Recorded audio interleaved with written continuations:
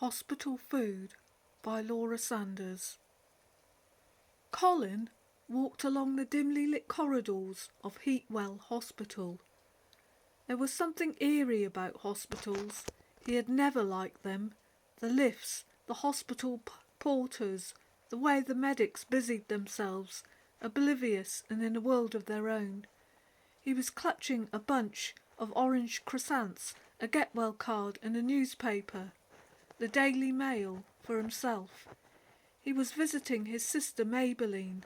She had been involved in a bad car accident and had dislocated her arm, incurred bad whiplash and had concussion in the impact.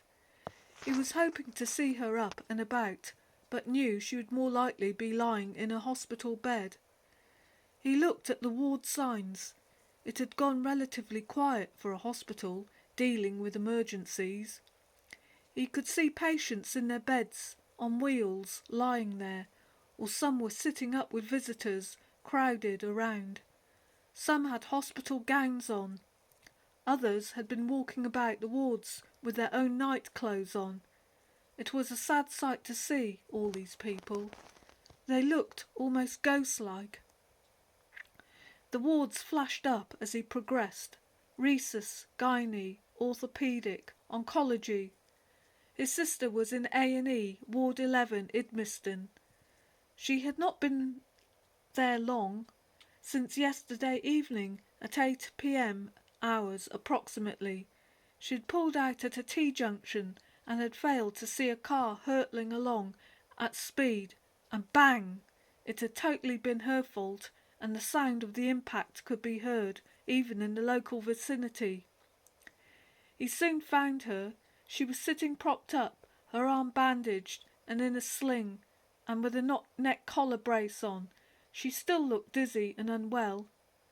"Hi," he said. "How are you?" "Well, you can see they have sorted me out here," she retorted. "The nurse keeps disappearing off, though, and I'm desperate for a drink," she said. "I'll get one for you," Colin said. "What do you want to drink?" "Glass of water," she said. "Not a cup of tea?" "No," she said. "Water's fine." He went to look for a nurse, but they all seemed to be away. Typical, he thought, but he managed to find a tap and came back with a tumbler filled to the brim with water. "My fault," she said. "The accident." "Thank God the other chap is okay. I came off worse." Colin agreed.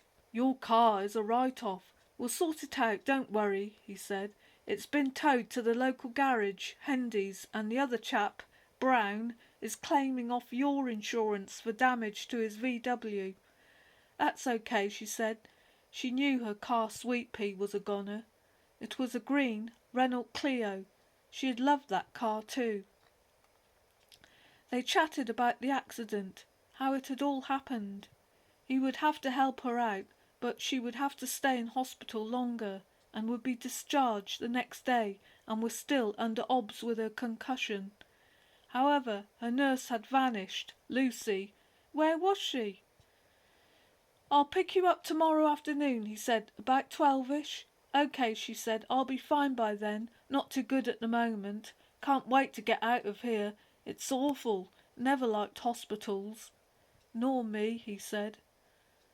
She looked done in and tired by the time they had finished their conversation. There was no nurse or medic around while they chatted. "Well, I'll be off," he said, and vanished down the corridor. Colin felt starving, hungry and thirsty by the time he had finished his visit and chatting to his sister. He hadn't eaten all day, and it was now 6 p.m. He thought he would get something to eat in the hospital canteen, restaurant. His stomach uttered a bemoaning gurgle to let him know he needed food. Maybelline had said her hospital dinner was arriving at 7 p.m. and had pulled a face of distaste. "What's the food like?" he had said. "Horrible," she said. "You know what hospital food is like." In the canteen he noticed the menu was rather different, refreshing in a way. It all needed an overhaul from the usual stuff you get on menus.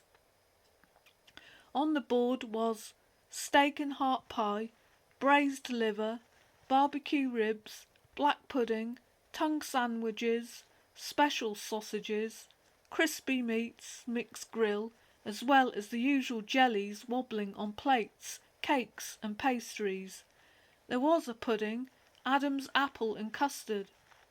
Someone has a sense of humour, he thought, and smiled at the menu. He opted for the steak and heart pie, gravy, mash and veggies. The whole thing was self-serve, and he soon twigged on that one had to collect a knife, fork and spoon and a brown tray at the end. So he sat down, relieved to be having something at last to stop the rumbling. It had all cost him £7. Not bad, he thought. The food looked nice, appetising, steam coming off to show it was piping hot. He thought about Maybelline as he ate, but straight away he noticed a peculiar taste to the pie. The mashed potato was fine and veggies, but the pie! He couldn't quite put his finger on it. It tasted rather irony. He wasn't sure if he liked this new taste. He looked around at other people dining. They were rather subdued, chatting quietly.